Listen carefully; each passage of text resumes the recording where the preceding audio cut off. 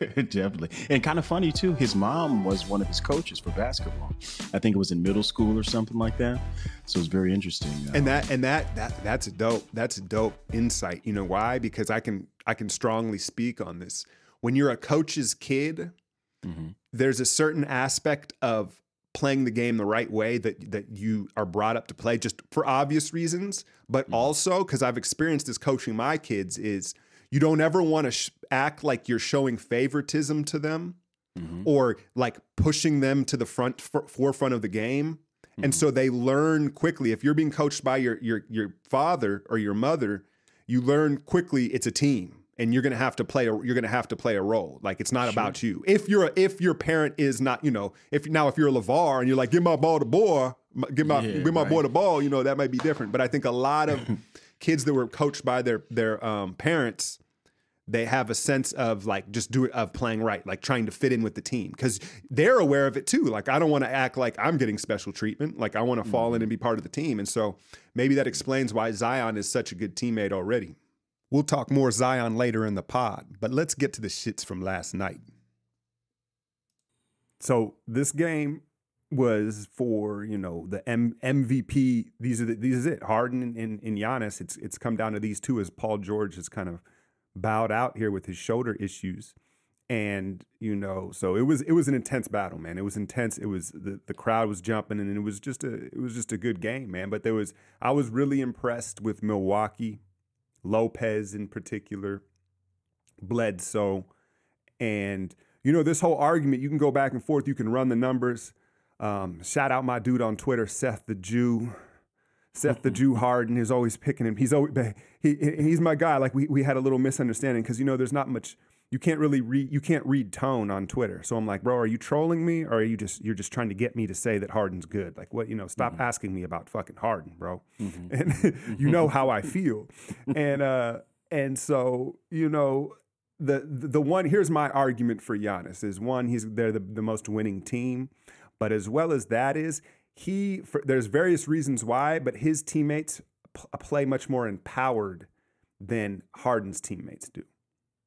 And I noticed with Lopez banging down the threes and smirking and attacking the rim.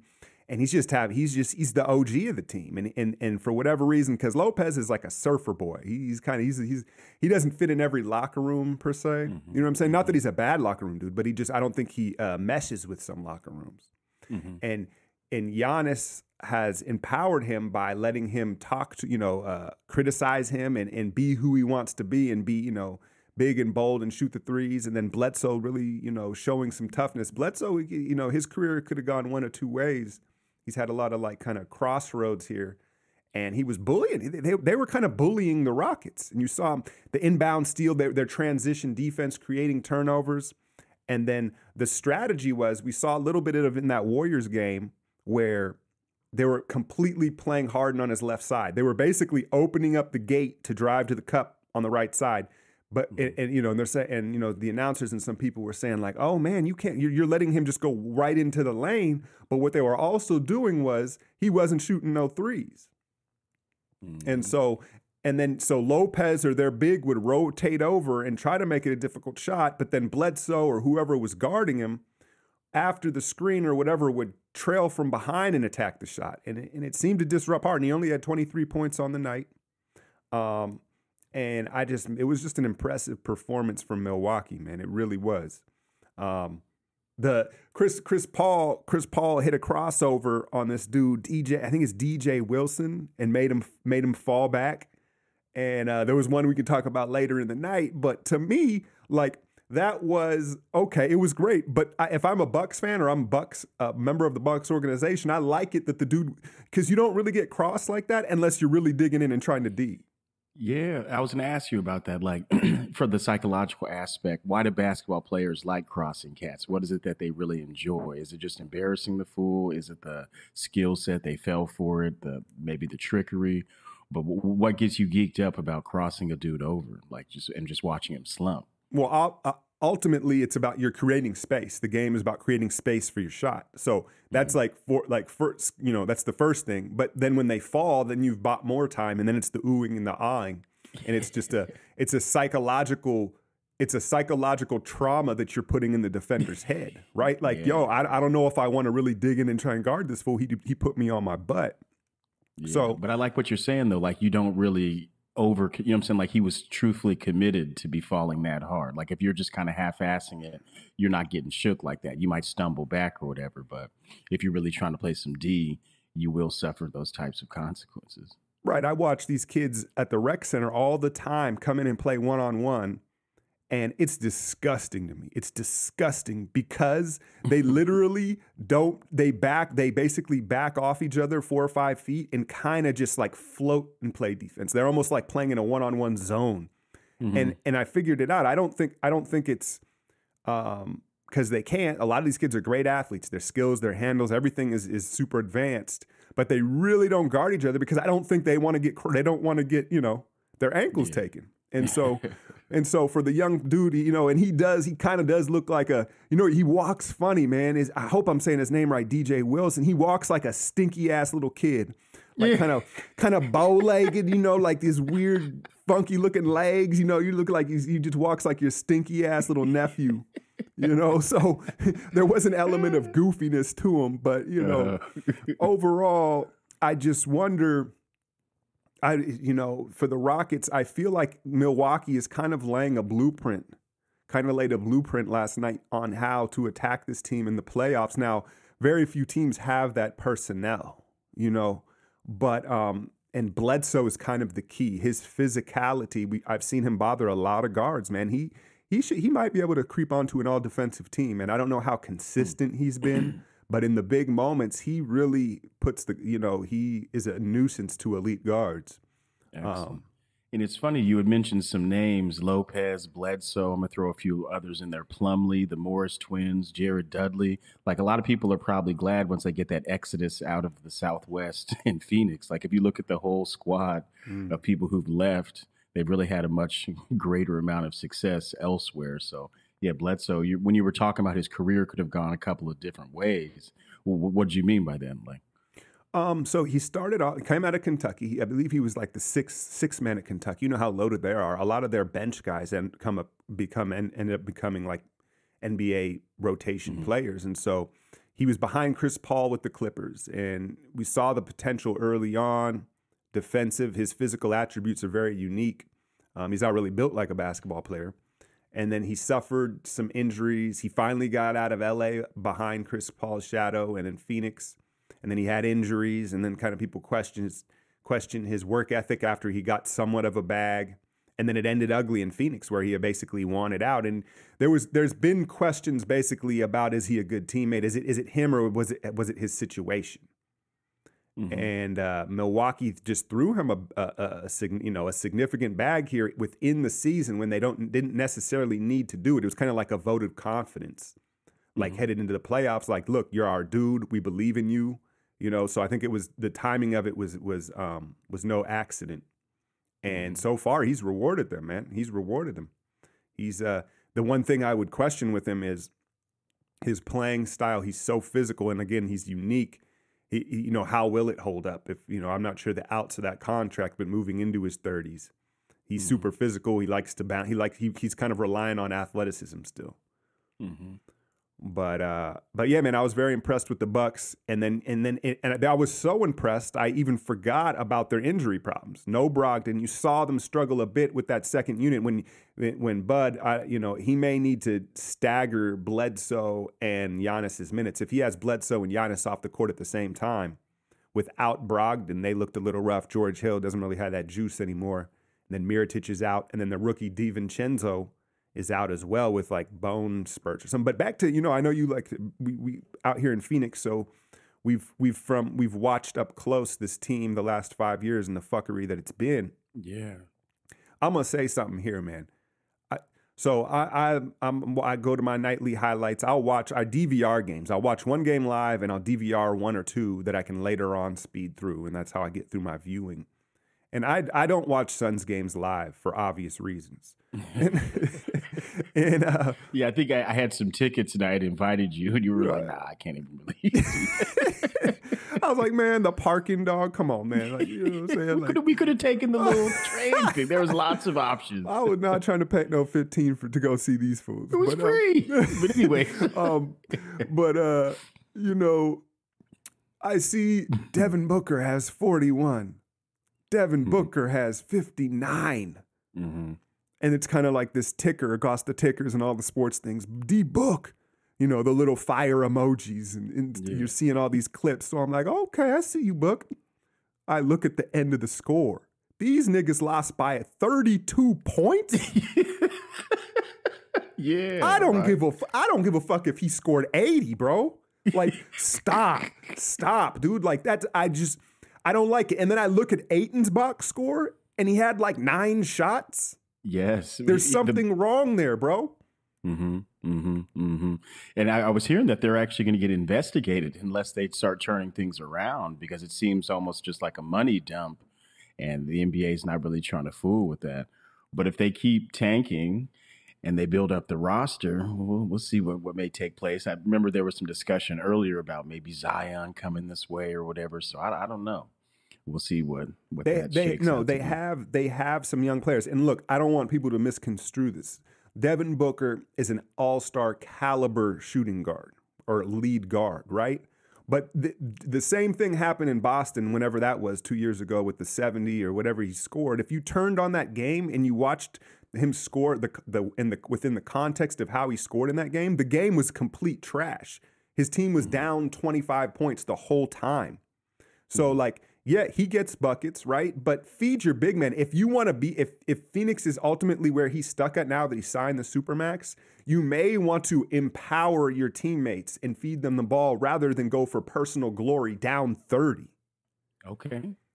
That's an excellent point. Can I speak on that for 1 second? Just the concept of getting others involved and the importance of that dynamic duo, and how it's just very, very important to have a second person to support. And you're right. When we look at some of the powerful duos, obviously you've got Pippen, Jordan, you've got Daryl Johnson, Emmitt Smith, you've got Mike Allstott. Calm down with the Daryl Johnson. No. Listen to me.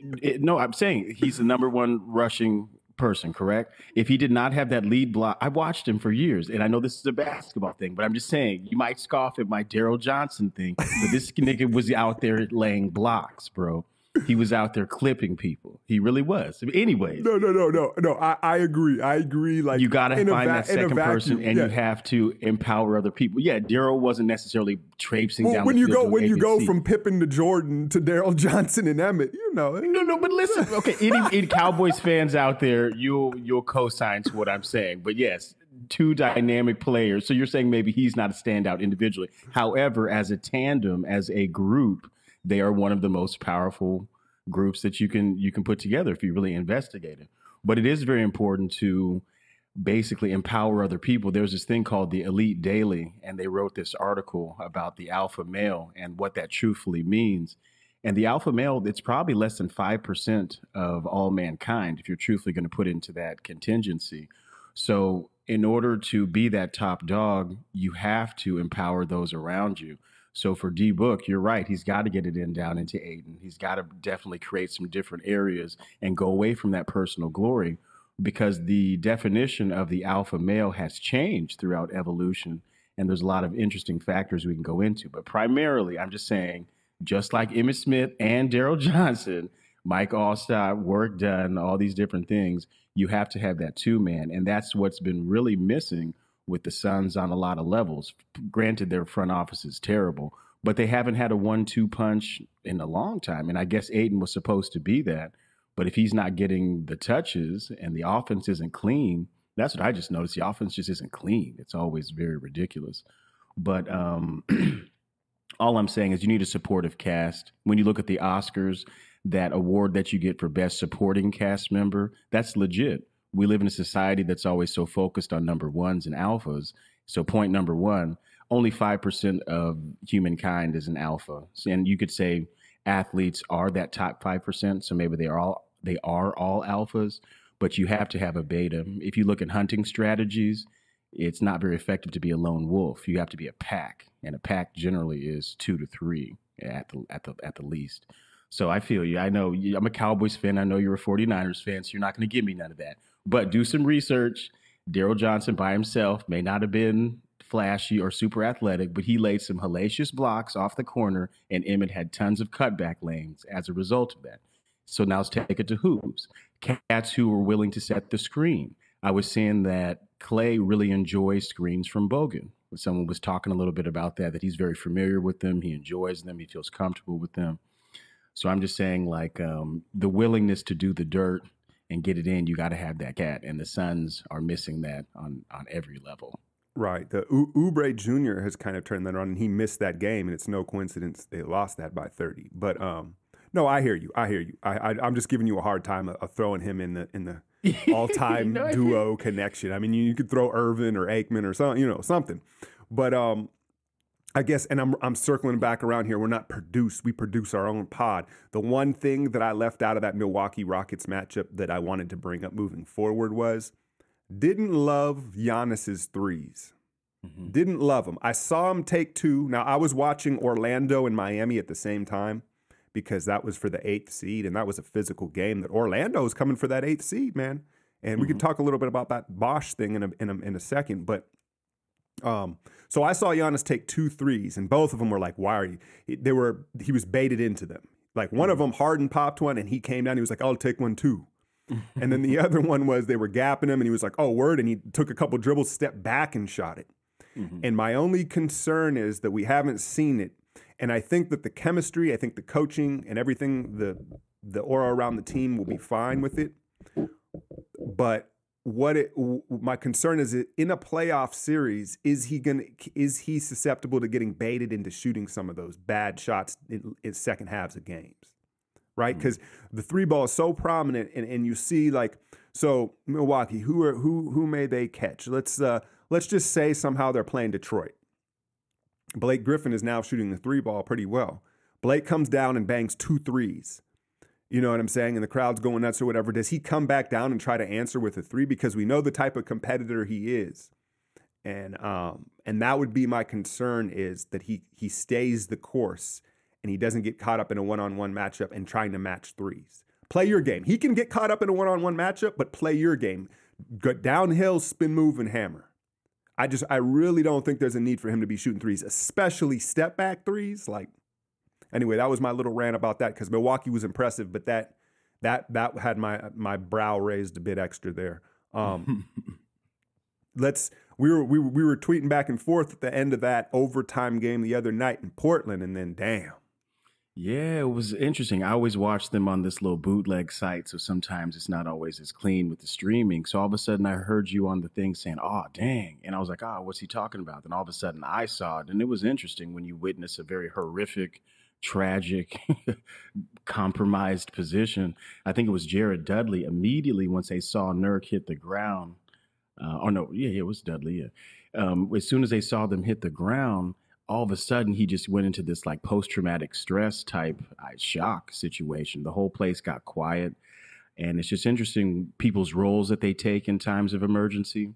You're always going to have the one person who stands with them. You're going to have the professional staff that has to do their job. But you're going to have most people scattering, to be quite honest. I'd have to say like 75% of people look at it real quick and have to dip. So it was horrific. I was noticing that Nurkic was throwing in a lot of one-handed floaters, and I was thinking maybe it was fatigue. It was late in the game, and it didn't seem like anybody undercut him per se when you watch. He just came down. I don't know what could have happened. Maybe his leg was cramping and it didn't have the support, but that's a very big man. Obviously, it's a lot of leg to be snapping like that. So I pray for him, hope that his recovery goes well.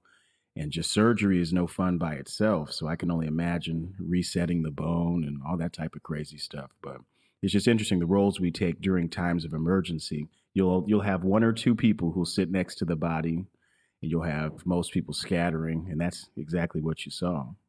Yeah, it was. First, I didn't want to rewind it. Like, because I was like, oh shit. And then all my kids came in the room and they were like, what? And Amaya was like, rewind it. And I was like, I guess I got to see this shit. And then on second watch, one, you could hear it from the TV cameras. Yes. You could hear the yes. snap. So imagine if you're in the paint with him. I mean, that probably sounded like a firecracker. That's just that's nasty. And then two, it looked like the dude, he was going for a rebound and a body kind of was in front of him and he didn't land like straight down on it flush. But something that Chris Carter said the other day, I think was the most valid point that I've heard about these, because we've seen quite a few of these injuries in the last 3 or 4 years. He brought up the old school method of taping ankles. And that's what he was suggesting, because if they're taping up the ankle and there's no flexion in that, all the impact is going to that femur, and that's or is it the tibia? The tibia. And that's why we're seeing more and more of those injuries. Do a lot of hoopers tape up ankles, or They did they used to? They do. I mean, it's on an individual basis. But Sure. but big guys, especially if they've tweaked the ankle, because you know how that goes. You tweak it and you just keep tweaking it, and so then they tape it up heavy. And like Steph wears the 2 huge plastic ankle braces, but he's such a light body, you're probably not concerned with that. He's not a leaper. But and then the other thing I noticed too was, it's bad when Stouts wouldn't come over. Like when the coach wouldn't come over, it was like, oh, good God. Because usually the coach, I understand Dudley, the guys that were in the play, they kind of walk away. Dudley put his jersey over his face, like, right? And the only dude that stood there was Rodney Hood. He was like, oh, I didn't seen this shit before. That's what I'm saying. You always have that one. But another point I want to make too was that it was a good thing he had the compression tights on. Otherwise, we would have seen it. We would have seen it straight up out the skin. It was a compound fracture. But Hood was the only player that stood around. And then usually every incident is its own incident. But usually the head coach comes out, because you're the leader. And it's like, you got to come out there. And Stouts didn't come out. He was very reluctant. And then finally he after 2 minutes, he edged his way out onto the court. It was like, oh shit. Well, yeah, that's what I'm saying. It's that stress response, that whole fight, flight, or flee. If you really time it, everybody's is different, whether that's genetically or evolution based. Everybody's ability to get out of that shock and jump into action is a little different. So maybe he just, I don't know. I don't blame him. I don't blame him. But I know. So what do you think that does for some of the Portland's playoff implications? Because to the best of my knowledge, I believe there's another person who's out for about 5 games. McCullough, correct? He's also McCollum. I had spoken on this on a video when it happened. So he, where's that note of the name of it? Basically, he strained a muscle, a tendon that runs on the back of the knee. It's a very unique injury. And it has to do with the stability of the knee. And the Portland media and franchise, it was spinning it like, oh, he'll just be out a week. He dodged a bullet, because it looked really bad when he came down. And then I did some research and I was like, oh, this doesn't sound good. Like it's one of those injuries that it's like a wait and see. And sure enough, after the week of taking another evaluation, they're like, oh, he needs another week. And so it sounds like he may possibly not play either, just because if you're having stability issues, you know what I mean? That's one of those things where it's like you can't really play on it. When you have a sprained ankle or a sore low back, you can what that is. But when you have a weird injury with stability in the knee, it may be best. And now, especially now that Nurk is out, now you probably just shut CJ down. Why are you risking it now when you're severely undermanned? So they've clinched a playoff spot here. I think they're sitting at 4th right now, but with the ability to slide here, and they probably will. So Portland's been snake bitten. I do have some sympathy for their fan base, because it feels like, well, last year I feel like they were healthy and they just blew it. But it feels like they've had some bad luck headed into the playoffs several seasons. Yes, it definitely is. You were talking about some crossovers earlier, cats getting the business. Seems like Lance finally got one, and he's one of the last people, you know what I'm saying? Like, he's just that annoying kid in the class, where you're just like, Lance, shut the fuck up. And especially for him to get you like that. And then he was hella doing like what's that game? Dang it. Anyways, he was basically shimmying on him hella crazy afterwards. Man, It was just ridiculous. I think JaVale slid across the floor like a slip and slide, like it they was were way doing too way much. too. They were doing way too much. First off, I hate to ruin everybody's fun, but he stepped on Jeff Green's foot. Okay. So, You sure? that's why, yeah, because Jeff Green is actually one of the better defenders in the league, and that's what gave him the stumble back. It looked great. It looked great. But then the celebration, you know what made it so great? I have to say it was one of the greatest like highlights of the season. I have It to say is. because there was multiple stumbles back, right? It allowed the bench to like rise up, start to celebrate, and then fall out. You know what I mean? It wasn't like, because a lot of those crossovers, like the Chris Paul one, they happen at the blink of an eye. Pap, pap, boom. And they're, oh, that one was like boop, boop, boop, boop, boop, boop, boop, boop. And then he fell back. So it allowed the bench to really just overdo the celebration. And then, Yeah, of they course, did too. Lance looks like he smells like booty grease, man. Like that nigga look like he a stanky bastard, right? Like, Yeah, you feel me? Because oh my gosh, like he just came from some crazy apartment that's just mad disgusting. When you go in it, yeah, oh my god, yes. But yeah, of all people, he's the last one who you want doing that dance in front of your face. It's just he's hella like funny. he looked like Tracy Morgan's like crazy ass illegitimate son. Yeah, man, yeah. Just looking at you wild. Like he's the real type to intimidate you and scare you because he's crazy, right? Like you're like he Mhm. might just bite me. Like he might, like he might just do something wild. Like that's the Yeah. scary type. There's a lot of fake tough guys, or they want to put their shifts. Like Lance might haul off and do something wild. He might pull Yeah. out on you, bro. Yeah. Uh, but what I wanted to ask you about was with all the Zion hype, man, and thankfully they survived that game against Taco. That dude Taco, why is his head smaller than his neck? But then his neck is hella long. The proportions, I ain't even going to get into the proportions. Uh-huh. But they survived that, thanks to some friendly whistles or lack thereof.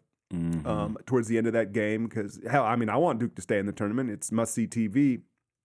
And now they're going around Paul Pierce. Don't get me started on this dude. Paul Pierce, he might be the worst talented player to commentator, Transition. ratio. Like the Mhm. best player to be the worst commentator, right? You know what I'm saying? His shit is trash. It's hot. It's steamy.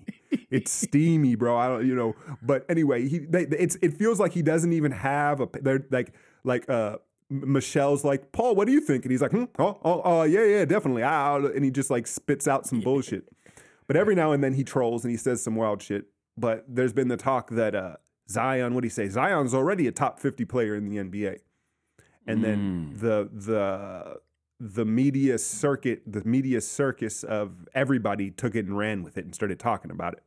Mhm. And it's just silly. I don't even want to talk about it because let's just see it. Let's just let it play out. It's an opinion. It's not right or wrong, and there's no way to prove it.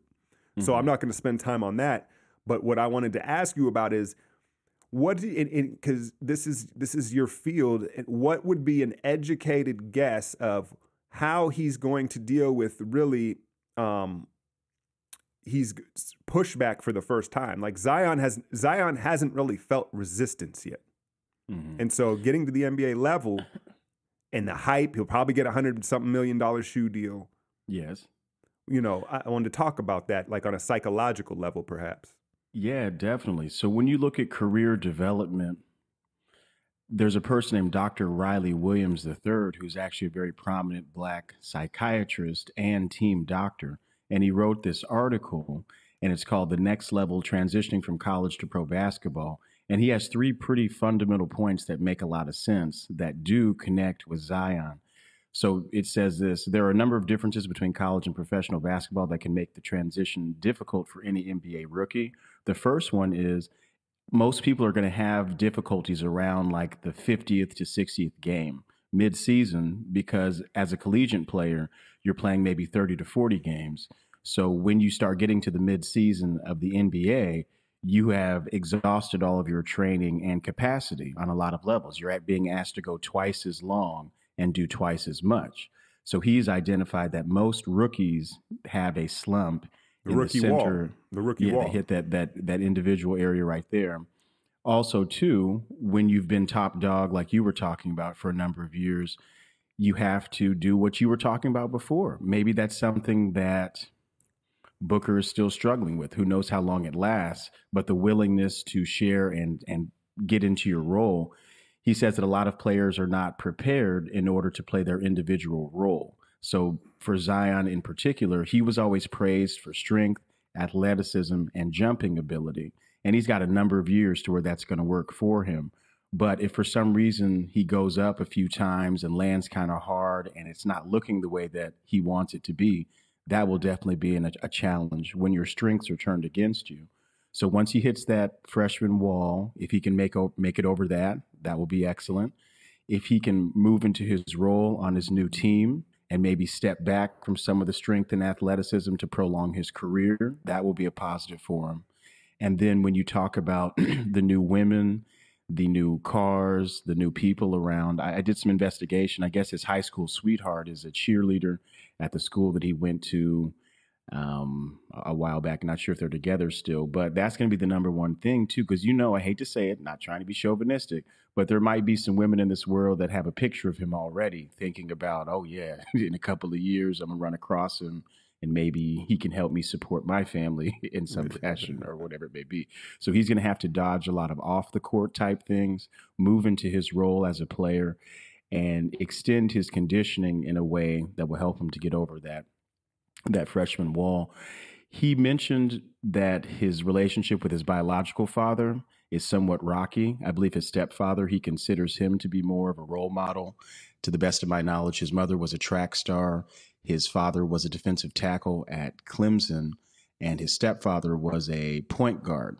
And he sent out a tweet a while back stating, to my stepdad, my real father, who's always there. And then he had this small caveat, to my biological dad, you're all right too. Happy Father's Day. So it's kind of like a passive aggressive type thing. And it's only one thing out of context.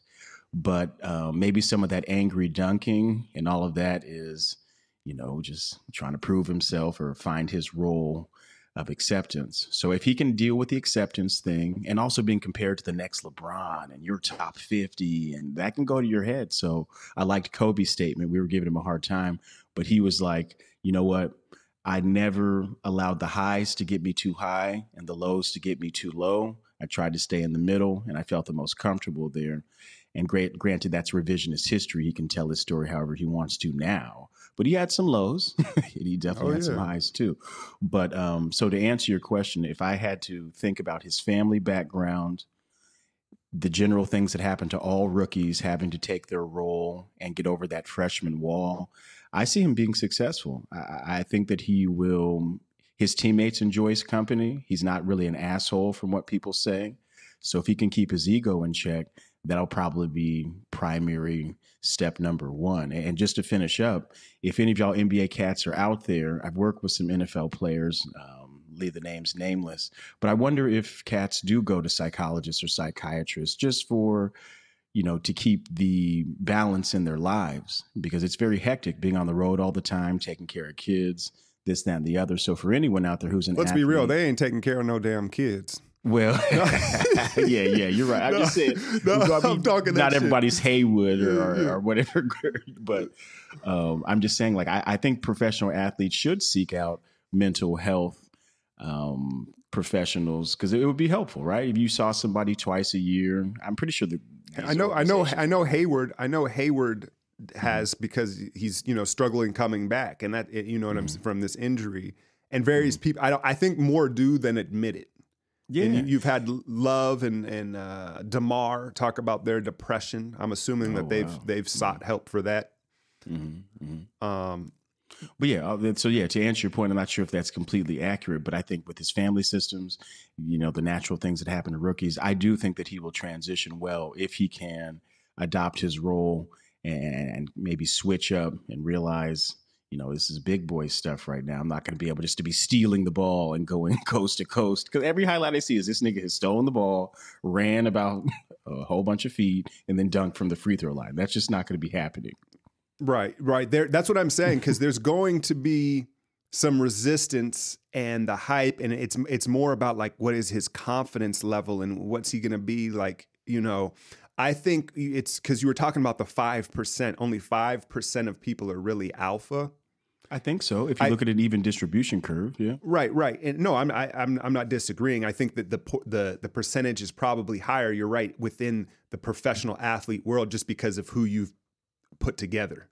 Right. You know what I mean? But still, it's not as high as people want to claim it to be. Yes. Because everybody's searching for that alpha on every team. By that metric, 4 teams have an alpha.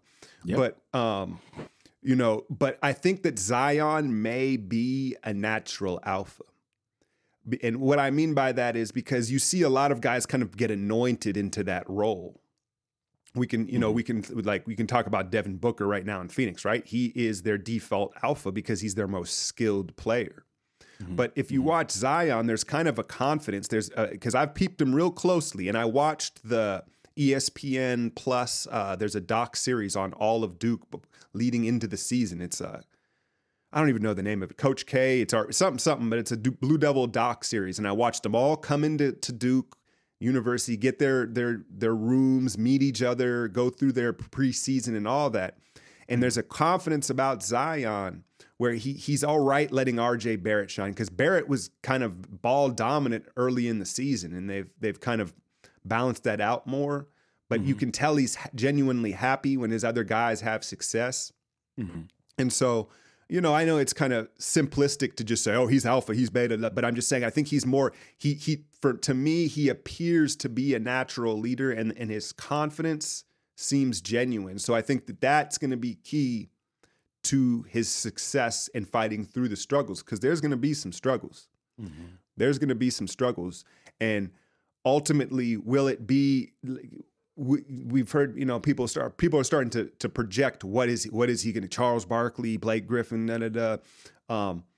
if he is, you talked about checking the ego, if he can do that and remain confident, what if he just becomes like the ultimate energy guy, like the Energizer Bunny, he's the Energizer Bear.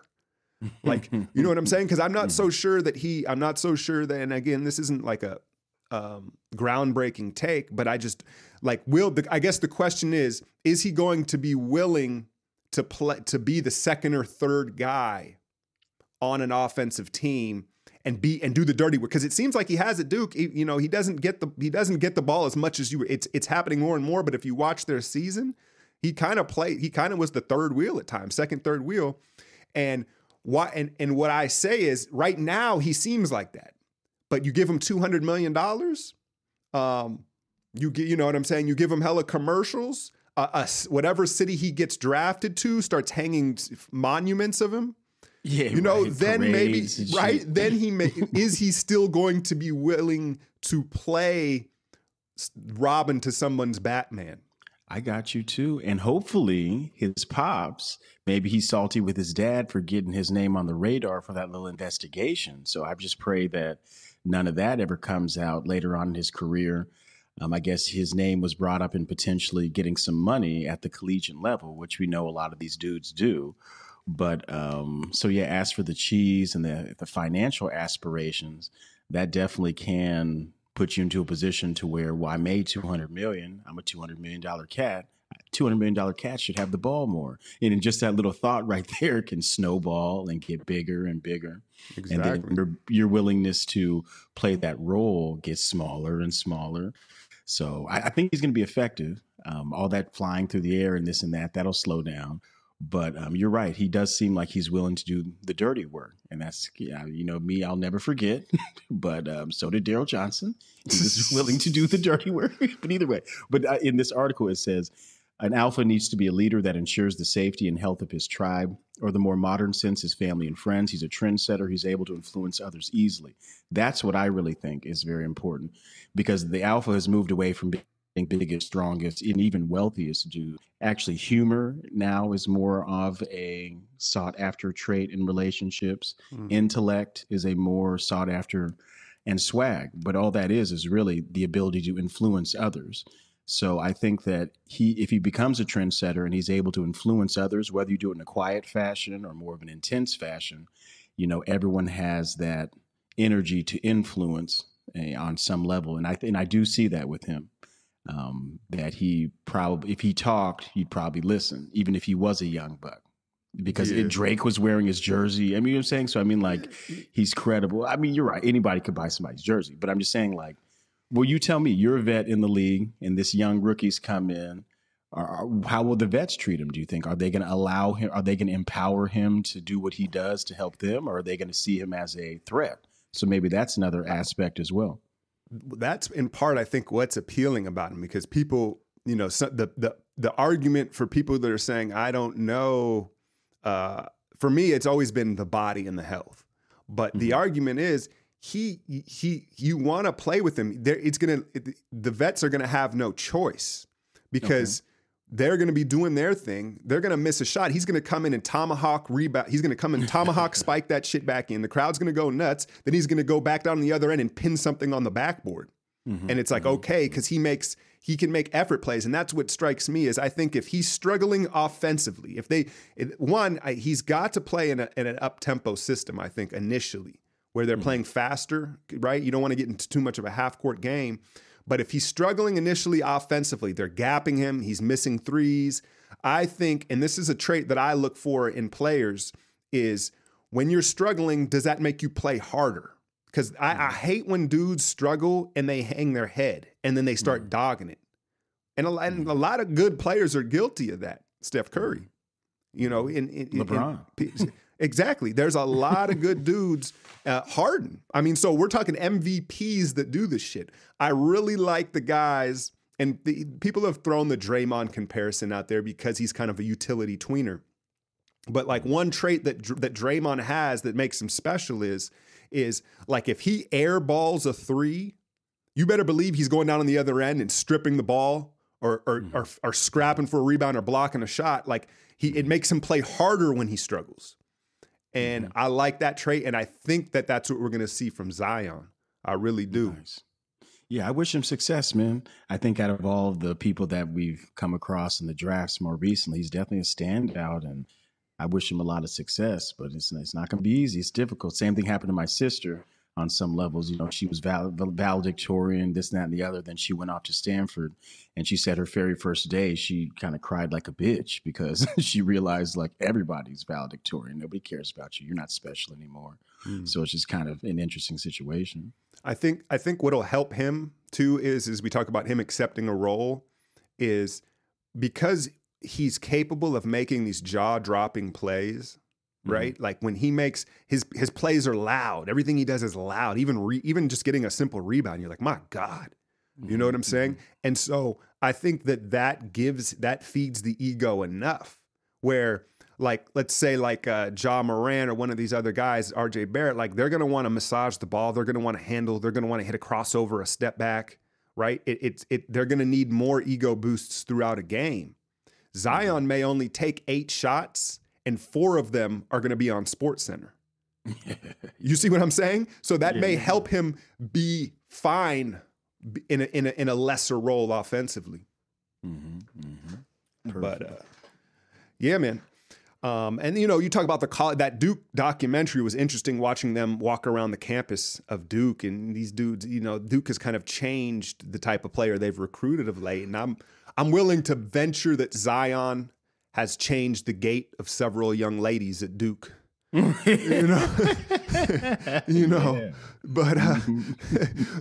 you should have seen their eyes when they stepped on that campus. It looked like it was just a different vibe than what they were used to. But well, yeah, he's from South Carolina. So I personally, for whatever reason, I'm not a big fan of anything from South Carolina. There was a team in the tournament from Warford, and as soon as I found out that they were from South Carolina, I'm like, I can't even support these fools. But anyways, yeah, you're right. Like there is a difference between what you see in South Carolina as compared to what you might see in North Carolina in relationship to the ladies. Yeah, so we'll see. Hopefully he doesn't get on his Sean Kemp You know what I mean? He doesn't get on his Right. Sean Kemp and he just can't help himself. He's just a And not ruthless to savage. be nasty or nothing, but that's very aggressive. These women are crazy. Like, I'm not trying to get that type of work. Like this, you see the way this man dunks? Like that's, No, I said, man, he's swinging the hammer of God around campus, bro. You know, so I'm just saying, it's you know, at some point it becomes geometry, but no, I think that being said, to wrap it up, I think it is important. You look at these teams, the Knicks, the Suns, Atlanta. Now, Atlanta has Vince Carter. I guess he wants to play another year. I think it is important to bring in some vets to help him.